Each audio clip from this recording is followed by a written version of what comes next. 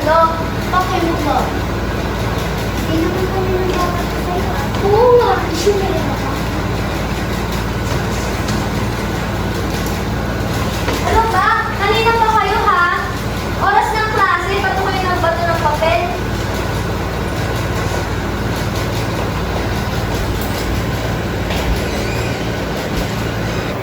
Ano ba yan?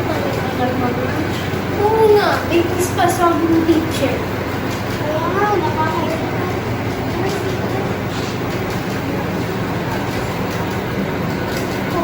Pagkatapos niya, sasama rin na. Si Arlang po. Si Arlang po.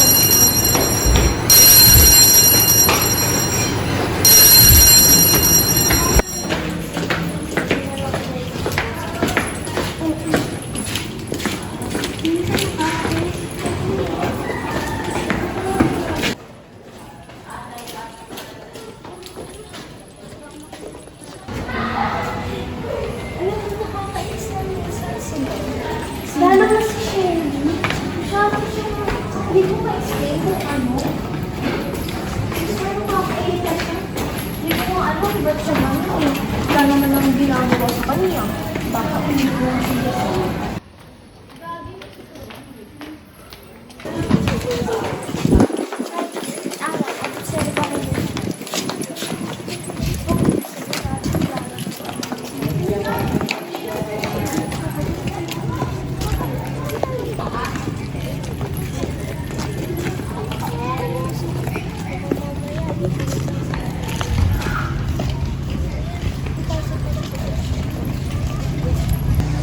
Pabili po ng kopya. Pabili na ako dito. Tama po natin.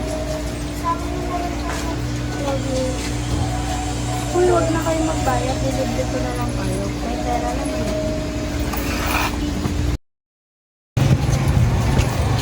Ano ka ba? Tumingin ka na sinabi. Tara na, bumili na nga tayo. Ano yung sila? Papansin lang naman.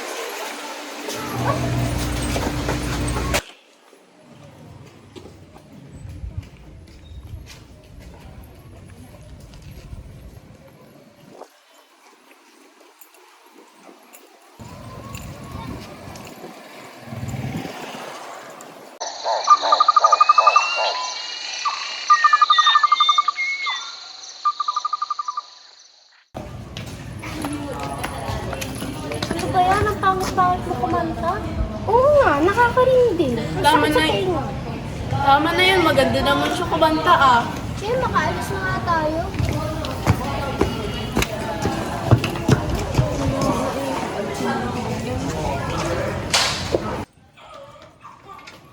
Wangi siya lang ako eh. Hindi na ako. Sige.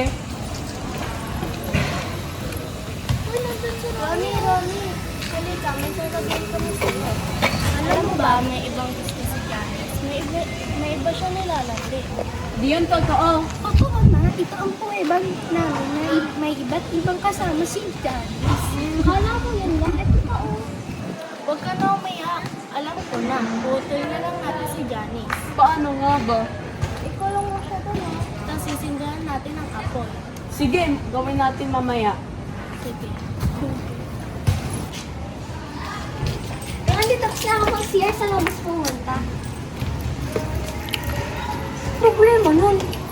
Bolo ko dyan. Maglaro na lang ako. Uy, sandali lang. Sama ako sa inyo. Ayoko naman kay Janice eh. Dito na. Sige.